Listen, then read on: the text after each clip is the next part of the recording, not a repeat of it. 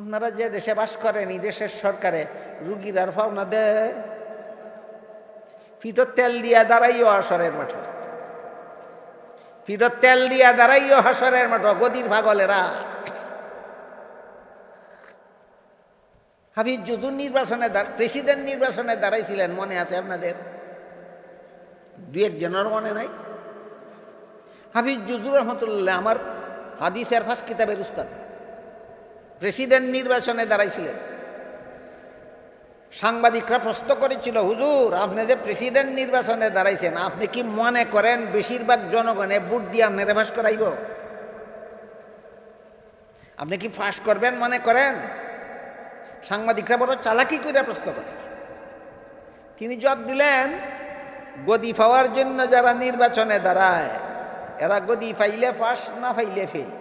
আমি তো গদি পাওয়ার জন্য সরকার নির্বাচনে দাঁড়াইছি না, আমি আল্লাহর বিধান পালনের জন্য নির্বাচনে দাঁড়াইছি। আমারে মানুষে ভোট দিলেও ফাঁস, না দিলেও ফাঁস। আমার নির্বাচনে ফেইলের কোনো অস্তিত্ব নাই। আমরা দেশে যারা রাজনীতি করে এটা কইতে পারে না কি গোড়ার ডিমের রাজনীতি করে? কি তার লাগে রাজনীতি করো তোমরা? সরকারের কাছে জনগণের কি কি পাওনা এটি যদি জনগণে বুঝাই কইতে পারো না, গোড়ার ডিমের রাজনীতি করো। সরকারের কাছে জনগণের 6টা পাওনা আছে, সবগুলি পাওনা দিলে ইনসাফ হবে জনগণের সাথে সরকারের, না দিলেই জুলুম হবে, জুলুম। যত জনগণের যতজনকেই খাদ্য ব্যবস্থা সরকারে দিল না, ধরেন 5 লাখ মানুষের খাওয়ানোর ব্যবস্থা সরকারে করে দিল না, না গৃহস্থী কইরা খাওয়ার ব্যবস্থা দিল, না চাকরি কইরা খাওয়ার ব্যবস্থা দিল, না ব্যবসা কইরা খাওয়ার ব্যবস্থা দিল, না বেকার ভাতা দিল, এমন জনগণ আসেনি বাংলাদেশও। আমি আপাতত ধরে নিলাম এই ধরনের উপবাসী জনগণের সংখ্যা 5 লক্ষ, আপাতত ধরে নিলাম, একটা কথা বুঝালাম। এই 5 লক্ষ জনগণ কাল হাসরের মাঠে যেই সরকারেই বাংলাদেশের গদিতে বসবে, সরকারের বিরুদ্ধে আল্লাহর কাছে ফরিয়াদ করবে, আল্লাহ এই জালিম গদিতে বসিল, আমাদের পাওনা দিছে না বিচার চাই। আল্লাহ সরকারকে কইবেন, এরা দুনিয়াতে তারার পাওনা দিছস না, খাইয়া বাজবার ব্যবস্থা দিছস না, তোর নামাজ রোজা ইবাদত বন্দেগীর সওয়াব দে। খুঁজা যদি দেখা যায় নামাজ রোজা ও ঠিক মতে সরকারে করছে না, ইরম সরকার নাই, কইব আল্লাহ আমার তো নামাজ রোজা ও নাইতে আমি কেমনে দিব? আল্লাহ বলবেন, এই 5 লক্ষ জনগণে যত গুনাহ করছিল সবগুলি গুনাহ তুই নে, লইয়া এই 5 লক্ষ জনগণের সমান শাস্তি তুই প্রেসিডেন্ট, তুই প্রধানমন্ত্রী একা গিয়া জাহান্নামে বুক কর। আর 5 লক্ষ জনগণ খাদ্য দেখাইছ না, উপবাস তুইছ, এর বিনিময়ে আমি আল্লাহ তোমরা আজকে মাফ করে দিলাম। সরকারের কাছে জনগণের 6 পাওনার কত নম্বর আলোচনা হইল? 1 নম্বর খাদ্য ব্যবস্থা, 2 নম্বর হইল বস্ত্র ব্যবস্থা। 2 নম্বর কি? বস্ত্র মানে যখন জনগণের যে পরিমাণ পোশাকের প্রয়োজন সেই পরিমাণ পোশাক সংগ্রহ করার ব্যবস্থা করে দেওয়া সরকারের কাছে জনগণের 2 নম্বরের পাওনা। এই 2 নম্বর পাওনার ব্যাপারে উমরের কাহিনী আছে একটা। একবার উমর জনগণকে মাথা পিছু একটা করে সরকারি চাদর বিতরণ করলেন বিনামূল্যে, রিলিফের চাদর, আমরা দেশের ভাষায় কয় রিলিফ, বিনামূল্যে সরকারে দিছে চাদর একটা করে জনগণকে। খলিফা উমর শুক্রবারে জুম্মার নামাজের খুতবা দেওয়ার জন্য মিম্বরে দাঁড়াইলেন। দেখা যায় খলিফা উমরের শরীর রিলিফের চাদর 2টা, জনগণকে দিচ্ছেন কটা, আর নিজের গায়ে কটা? 2টা। মুসল্লি দাঁড়ায় কই, হুজুর আমরা দিয়েছেন একটা আর আপনি কিনছেন 2টা, সরকারের গুদামটা কি আপনার বাপের সম্পদ? কোন বিচারে আপনি 2টা গ্রহণ করলেন? জবাব দিতে না পারলে আপনার খুতবাও শুনবো না, আপনার পিছনে নামাজ পড়ব। খলিফা উমর বলেন, তোমার প্রশ্নের জন্য তোমাকে ধন্যবাদ। কি কইছেন? ধন্যবাদ। কেন? তোমার মতো জনগণ যেই দেশে থাকে, এই দেশে সরকার মরে ঘি খাইয়া, জনগণ মরে না খাইয়া, এই রকমের জুলুম হবে না। তোমার মতো সরকারকে দাঁড়াইয়া প্রশ্ন করার মতো সৎসাহসী জনগণ যেই দেশে আছে, এই দেশের জনগণ না খাইয়া আর সরকার ঘি খাইয়া মারার সুযোগ হবে না। এই জন্য তোমার প্রশ্নের জন্য তোমাকে ধন্যবাদ। এই খাদ্য ব্যবস্থা সম্পর্কে একটা ঘটনা আপনাদের শোনাই। রাসূল করিম সাল্লাল্লাহু আলাইহি ওয়াসাল্লামের 2য় খলিফার নাম বলতে পারেন কেউ? হযরত উমর ফারুক রাদিয়াল্লাহু, হযরত উমর ফারুক রাদিয়াল্লাহু আনহু প্রধান শাসনকর্তা মনোনীত হওয়ার সাথে সাথে ঘর থেকে বের হয়ে গেলেন জনগণের ঠিকমতো খাদ্য হইল কিনা তদন্ত করার জন্য। তাহলে সরকারের কাছে জনগণের 1 নম্বর ভাবনাটা কি? খাদ্য ব্যবস্থা। উমর বের হয়ে গেলেন আমার জনগণের ঠিকমতো খাদ্য পাইল কিনা দেখি। গিয়া পাইলেন এক বাড়িতে একটা বিধবা মহিলা, তার স্বামী মারা গেছে, উপার্জন করার মতো কেউ নাই, এতিম বাচ্চারা খাওয়ার জন্য বসে বসে কান্নাকাটি করতেছে। উমর বিধবা মহিলারে জিজ্ঞেস করলেন, কে তুমি, কি করতেছ, এই বাচ্চারা কান্দে কেন? মহিলায় কয়, পরে তোমার প্রশ্নের জব পরে দিব, আগে আমার কথা শুনো। উমর বলেন, ঠিক আছে, তোমার কথাই আগে কয়। মহিলায় কয়, আমি শুনছি উমর বলে প্রধান শাসনকর্তা হয়েছে এই দেশের। বেটি উমরে চিনিয়া কইছে? উমরের চিনে না, কয় আমি শুনছি উমর বলে এই দেশের প্রধান শাসনকর্তা হয়েছে। এই অপদার্থটা দেশের শাসনকর্তা হওয়ার যোগ্য নয়। এই উমর নামের অপদার্থটা দেশের শাসনকর্তা হওয়ার যোগ্য নয়। উমর জিজ্ঞাসা করলেন, কেন?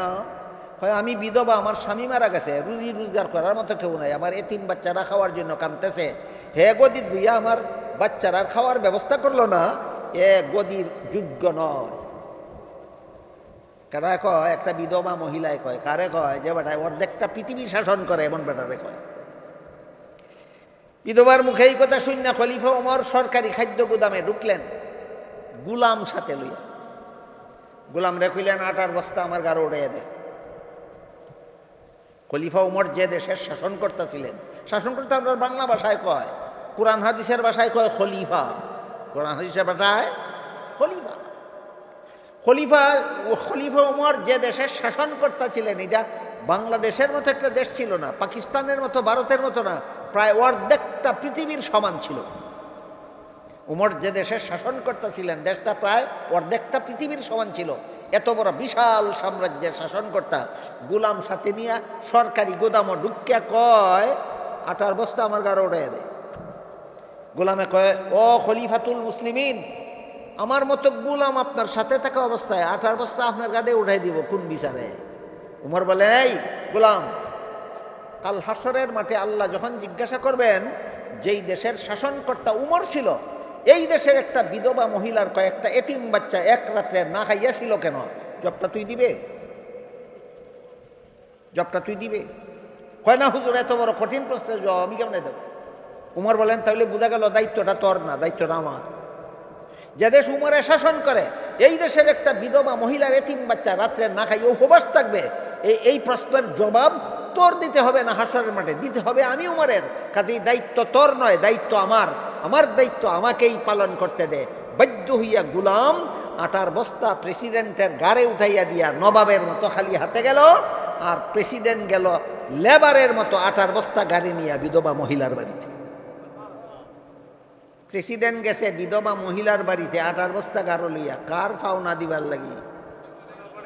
এটা কত নম্বর কাহিনী? বাকিটা কইতাম না, বাকি 5 পাওনার কথা কইতাম, কাহিনী বাকিটা কইতাম নি। আটার বস্তা তুলাইলেন, রুটি বানাইলেন, মহিলার দ্বারা শেখাইলেন, এতিমদের খাওয়াইলেন, তাদের মুখে হাসি ফুটাইলেন। ফিরার পথে কইয়া গেলেন, আগামীকাল সকালে উমরের অফিসও যাইও, উমরে কেন গদি ভাইয়া কেন তোমার এতিম বাচ্চার খাওয়ার ব্যবস্থা করলো না, এটার বিচার হবে। উমরে গদি ভাইয়া তোমার উপবাসী এতিম বাচ্চার খাওয়ার ব্যবস্থা কেন করলো না, উমরের সেই বিচার হবে আগামীকাল অফিস যাই। পরের দিন বেটি মহিলা এই অফিসে গিয়া দেখে গত রাত্রে যেই মুসাফির বেটার কাছে উমরের বদনাম করছিল, ইলা ওই খলিফা উমর। মনে মনে বেটি ভাবে যে অহন তো আমার উপায় নেই, আমি তো এই বেটারই বদনাম করছিলাম গত রাত, এক বেটা এই বেটারে মুসাফির মনে করিয়া আমি বলছিলাম তোমার মতো মুসাফির এই দেশের প্রেসিডেন্ট হওয়া দরকার ছিল।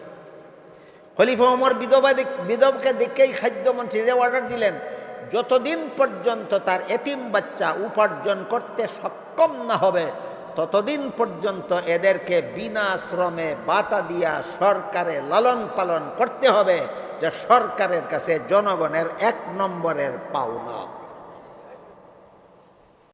আমরা দেশে যারা রাজনীতি করে এটা কইতে পারে না, কি গোড়ার ডিমের রাজনীতি করে, কিতার লাগে রাজনীতি করো তোমরা? সরকারের কাছে জনগণের কি কি পাও না এটি যদি জনগণে বুঝাই কই তারা না, গুড়ার ডিমের রাজনীতি করো।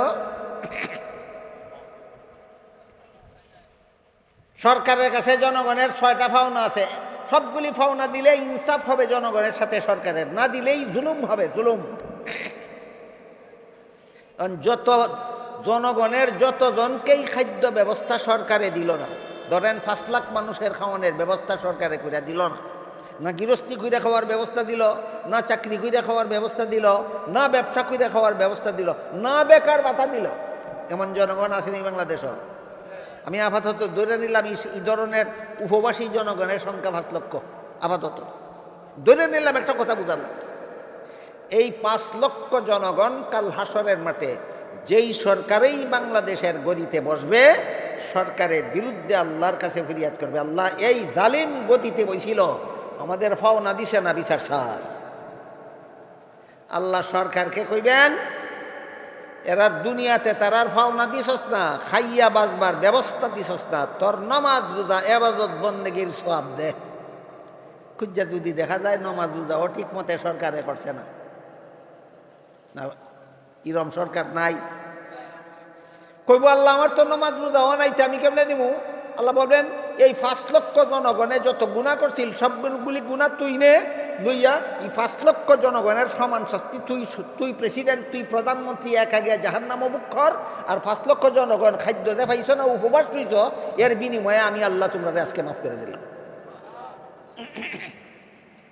সরকারের কাছে জনগণের 6 পাওনার কত নম্বর আলোচনা হইল? 1 নম্বর খাদ্য ব্যবস্থা, 2 নম্বর হইল বস্ত্র ব্যবস্থা। 2 নম্বর কি? বস্ত্র মানে যখন জনগণের যে পরিমাণ পোশাকের প্রয়োজন সেই পরিমাণ পোশাক সংগ্রহ করার ব্যবস্থা করে দেওয়া সরকারের কাছে জনগণের 2 নম্বরের পাওনা। এই 2 নম্বর পাওনার ব্যাপারে উমরের কাহিনী আছে একটা। একবার উমর জনগণকে মাথা পিছু একটা করে সরকারি চাদর বিতরণ করলেন বিনামূল্যে, রিলিফের চাদর, আমরা দেশের ভাষায় কয় রিলিফ, বিনামূল্যে সরকারে দিকে চাদর একটা করে জনগণকে। খলিফা উমর শুক্রবারে জুম্মার নামাজের খুতবা দেওয়ার জন্য মিম্বরে দাঁড়াইলেন, দেখা যায় খলিফা উমরের শরীরও রিলিফের চাদর 2টা, জনগণকে দিয়েছেন কটা, আর নিজের গায়ে কটা, 2টা। মুসল্লি দাঁড়ায় কই হুজুর আমরা দিয়েছেন একটা আর আপনি কিনছেন 2টা, সরকারের গুদামটা কি আপনার বাপের সম্পদ? কোন বিচারে আপনি 2টা গ্রহণ করলেন? জবাব দিতে না পারলে আপনার খুতবাও শুনবো না, আপনার পিছনে নামাজ পড়ব। খলিফা উমর বলেন, তোমার প্রশ্নের জন্য তোমাকে ধন্যবাদ। কি কইছেন? ধন্যবাদ। কেন? তোমার মতো জনগণ যেই দেশে থাকে, এই দেশে সরকার মরে ঘি খাইয়া জনগণ মরে না খাইয়া, এই রকমের জুলুম হবে না। তোমার মতো সরকারকে দাঁড়াইয়া প্রশ্ন করার মতো সৎসাহসী জনগণ যেই দেশে আছে, এই দেশের জনগণ না খাইয়া আর সরকার ঘি খাইয়া মারার সুযোগ হবে না। এই জন্য তোমার প্রশ্নের জন্য তোমাকে ধন্যবাদ। বর্তমান দুনিয়ার কোনো রাষ্ট্রপ্রধানকে যদি জনগণের কেউ কয় গাড়িটা কাটতে খাইদা কিনছ, বাড়িটা কাটতে খাইদা বানাইছ, এই 30,000 টাকার পোশাক কাটতে খাইদা বানাইছ, বেতন কত পাও? ধন্যবাদ দিব না দৈন্যা কুটা দিব? উমর বলেন, তোমার প্রশ্নের জন্য তোমাকে ধন্যবাদ, কিন্তু এক ব্যাপারে আমি দুঃখিত, তোমার প্রশ্নের জবাবটা আমি দিতে পারবো না, আমার ছেলে আব্দুল্লাহ দিব। উমরের ছেলের নাম আব্দুল্লাহ। জবাব দেওয়ার দায়িত্ব যখন আব্দুল্লাহর কাছে গেল, আব্দুল্লাহ দাঁড়ায় বললেন, আমার বাবা যেভাবে তোমাদেরকে একটা করে সরকারি চাদর বিনামূল্যে বিতরণ করেছেন, আমার বাবাও একটা চাদরই গ্রহণ করেছেন, কিন্তু ঘটনা হইল আমার বাপের এই একটা রিলিফের চাদর ছাড়া আর কোনো কাপড়ই নাই। শাসন করে কত বড় দেশ, অর্ধেকটা পৃথিবী শাসন করে বেডার, সরকারি একটা রিলিফের চাদর ছাড়া আর কোনো কাপড়ই নেই। কাজেই নিম্নাঙ্গে পড়লে ঊর্ধ্বাঙ্গ খোলা থাকে, ঊর্ধ্বাঙ্গে পড়লে নিম্নাঙ্গ খোলা থাকে, এমত অবস্থায় তোমাদের ইমামতি করতে পারেন না। এই জন্য আমার বাগের চাদরটা আমার বাবারে দিছি, ফিন্দে তোমরা ইমামতিটা করতো।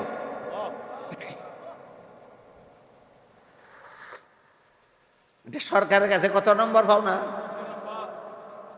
তিন নম্বর হইল শিক্ষা ব্যবস্থা। তিন নম্বর কি? শিক্ষা ব্যবস্থা। চার নম্বর চিকিৎসা ব্যবস্থা। চার নম্বর চিকিৎসা ব্যবস্থা। বর্তমান দুনিয়াতে যত ইহুদি খ্রিস্টানের দেশ আছে, যত বেঈমান কাফিরের দেশ আছে, সব দেশে গিয়া দেখেন জনগণ অসুস্থ হইলে সরকারি খরচে চিকিৎসা করে। যান লন্ডন গিয়া দেখেন, প্রত্যেকটা জনগণের চিকিৎসা খরচ সরকার বহন করে। আমেরিকা প্রত্যেকটা রুগীর চিকিৎসা খরচ সরকার বহন করে। কানাডা প্রত্যেকটা রুগীর চিকিৎসা খরচ সরকার বহন করে। ফ্রান্স প্রত্যেকটা রুগীর চিকিৎসা খরচ সরকার বহন করে। আর এটা সরকারের কাছে জনগণের পাওনা। আপনারা যে দেশে বাস করেন, এই দেশের সরকারে রুগীর আর পাওনা দেয়? ফিটো তেল দিয়া দাঁড়াইও হাসরের মাঠে, ফিটো তেল দিয়া দাঁড়াইও হাসরের মাঠ, গদির পাগলেরা। হাফিজ যদুর নির্বাচনে, প্রেসিডেন্ট নির্বাচনে দাঁড়াইছিলেন, মনে আছে আপনাদের? দু একজনের মনে নাই? হাফিজ যদুর রহমতুল্লাহ আমার হাদিসের ফার্স্ট কিতাবের উস্তাদ, প্রেসিডেন্ট নির্বাচনে দাঁড়াইছিলেন। সাংবাদিকরা প্রশ্ন করেছিল, হুজুর আপনি যে প্রেসিডেন্ট নির্বাচনে দাঁড়াইছেন, আপনি কি মনে করেন বেশিরভাগ জনগণে ভোট দিয়ে আপনারা ফাঁস করাইব? আপনি কি ফাঁস করবেন মনে করেন? সাংবাদিকরা বড় চালাকি করে প্রশ্ন করে। তিনি জবাব দিলেন, গদি পাওয়ার জন্য যারা নির্বাচনে দাঁড়ায়, এরা গদি পাইলে ফাঁস, না পাইলে ফেল। আমি তো গদি পাওয়ার জন্য সরকার নির্বাচনে দাঁড়াইছি না, আমি আল্লাহর বিধান পালনের জন্য নির্বাচনে দাঁড়াইছি। আমারে মানুষে ভোট দিলেও ফাঁস, না দিলেও ফাঁস। আমার নির্বাচনে ফেইলের কোনো অস্তিত্ব নাই।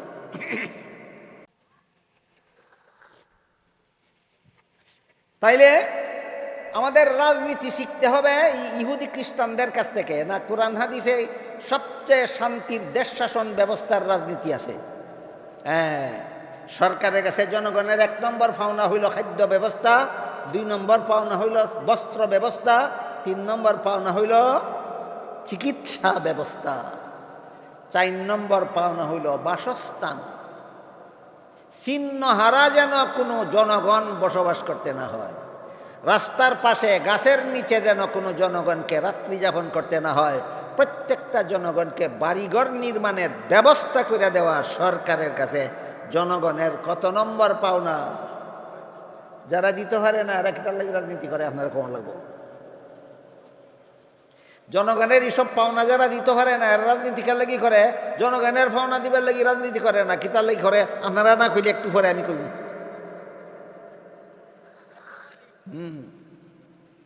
কত নম্বর গেল? 4 নম্বর। ফার্স্ট নম্বর হইল বাসস্থান। 6 নম্বর হইল নিরাপত্তা ব্যবস্থা। নিরাপত্তা ব্যবস্থার 2 শাখা। এক শাখা হইল দেশের সীমান্তে, চতুর্দিকের সীমান্তে এমন প্রহরী নিয়োগ করা যেন দেশের সীমানার বাইরের কেউ দেশের ভিতরের কারো উপর কোনো জুলুম করতে না পারে। এটি হল নিরাপত্তা ব্যবস্থার এক ব্যাখ্যা। দেশের সীমান্ত পাহারার, দেশের সীমান্ত এমনভাবে পাহারা দেওয়ার ব্যবস্থা করা সরকারের কাছে জনগণের পাওনা। যেভাবে সরকারি বাহিনী দেশের সীমান্ত পাহারা দিলে সীমান্তের বাইরের কেউ দেশের ভিতরের কেউ গুলি করে মারত না পারে, মারে না বাংলাদেশের কেউ। তাহলে ই পাওনা দেয়নি সরকারে। আগে সরকারে দিছিল, এখনের সরকারে দেয়? একটাও দেয় না। কারণ ইতায় যে রাজনীতি করে জানি ওই না এর কাছে জনগণের কি কি পাওনা আছে। নিরাপত্তা ব্যবস্থার এক ব্যাখ্যা হইল সীমান্ত পাহারা। নিরাপত্তা ব্যবস্থার 2 নম্বর ব্যাখ্যা হইল দেশের ভিতরের জনগণের কেউ যদি কারোর সাথে জুলুম করে, একজনে আরেকজনের জমি দখল করে, একজনে আরেকজনের রাস্তা দখল করে, একজনে আরেকজনের বিটা দখল করে, একজনে আরেকজনের ঘর ভাড়া নিয়ে ভাড়াও দেয় না, দখলও ছাড়ে না, এমন মুসলমান বাংলাদেশও নাই। এই জুলুমের সুবিচারের জন্য আদালত কায়েম করা, এটা হলো নিরাপত্তা ব্যবস্থার 2 নম্বর ব্যাখ্যা। আদালত কায়েম করা, আদালতের মাধ্যমে দেশের একজন নাগরিক আর একজন নাগরিকের সাথে অন্যায়, অত্যাচার, জুলুম, নির্যাতন করলে তার সুষ্ঠু বিচার ব্যবস্থা আদালতের মাধ্যমে কায়েম করা, এটা সরকারের কাছে জনগণের পাওনা। সরকারের কাছে জনগণের পাওনা। এই হইল সরকারের কাছে জনগণের পাওনা 6টা, দিলেই হয় ইনসাফ, না দিলে বুঝছেন নি জুলুম কারে কয়। বর্তমান দুনিয়াতে জুলুমের সরকার কতজন আছে আর ইনসাফের সরকার কতজন আছে, এটার হিসাব কি আপনারা করবেন সারা রাইতে, আমার কত হলে বুঝাইয়া দেওয়ার না। এবার আমরা বোঝার চেষ্টা করি, জনগণের কাছে ও সরকারের পাওনা আছে 2টা। জনগণের কাছে সরকারের পাওনা আছে কটা? 2টা। ভুলে যাবেন না আজকের থেকে। সরকারের কাছে জনগণের পাওনা 6টা, আর জনগণের কাছে সরকারের পাওনা 2টা। জনগণের কাছে সরকারের পাওনা 2টা। 1 নম্বর, সরকারের হুকুম মানতে হবে, বিনা শর্তে নয়, একটা শর্ত সাপেক্ষে। কি শর্ত? হাদিস শরীফে রাসূল করিম সাল্লাল্লাহু আলাইহি ওয়াসাল্লাম বলেন, লা তাআতা লি মাখলুকিন ফি মাসিয়াতিল খালিক। যার হুকুম মানলে আল্লাহর হুকুম লঙ্ঘন হয়, তার হুকুম মানা যাবে না। সুতরাং সরকার যতক্ষণ পর্যন্ত আল্লাহর হুকুমের বিরুদ্ধে কোনো হুকুম না দিবে, ততক্ষণ পর্যন্ত সরকারের হুকুম মানতে হবে। জনগণের কাছে সরকারের পাওনা, জনগণের কাছে সরকারের একটা পাওনা হইল সরকারের হুকুম মানবে, অবাধে না আল্লাহর হুকুম লঙ্ঘন না হইলে, আল্লাহর হুকুম লঙ্ঘন না হইলে। 2 নম্বর পাওনা হইল সরকার দেশের উন্নয়নমূলক যত কাজ করবে, সরকার জনকল্যাণমূলক যত কাজ করবে, সকল কাজে সাধ্যমতো জনগণ সরকারকে সহযোগিতা করতে হবে। এটা হইল জনগণের 2 নম্বর, জনগণের কাছে সরকারের 2 নম্বর পাওনা, দিলেই ইনসাফ, না দিলেই। এবার জুলুমের ভয়াবহ পরিণতি লেখছেন আপনারা বিজ্ঞাপনে, ভয়াবহ পরিণতি ফাঁকে ফাঁকে বয়ান হইয়া গেছে। শর্টকাটে বলে দেই, যত রকমের ইনসাফের আলোচনা হইল, কোনো একটা ইনসাফ না করে কেউ যদি কারোর সাথে জুলুম করে, এই জুলুমের বিনিময়ে হাসরের মাঠে হয়তো জালিমের নেক আমলের সওয়াব মজলুমকে দিয়া দিতে হবে, আর না হয় মজলুমের গুনাহ জালিমে নিয়া ডাবল শাস্তির যোগ্য হইয়া জাহান্নামে যাইতে হবে। এই হইল জুলুমের ভয়াবহ পরিণতি। হায় হায়, যদি মুসলমানে বুঝত, তাহলে কোনো মুসলমান কারো প্রতি কোনো দিন জুলুম করার সাহস করতে পারত না। আল্লাহ আপনাদের আমাদের সবাইকে ইনসাফ বুঝে কায়েম করার এবং জুলুম থেকে নিজের এই ভয়াবহ জুলুমের পরিণতি থেকে আত্মরক্ষা করার তৌফিক দান করুন। সবাই বলুন আমিন। সুবহান রাব্বিকা রাব্বিল ইজ্জাতি আম্মা ইয়াসিফুনা ওয়া সালামুন আলাল মুরসালিন আলহামদুলিল্লাহি রাব্বিল আলামিন।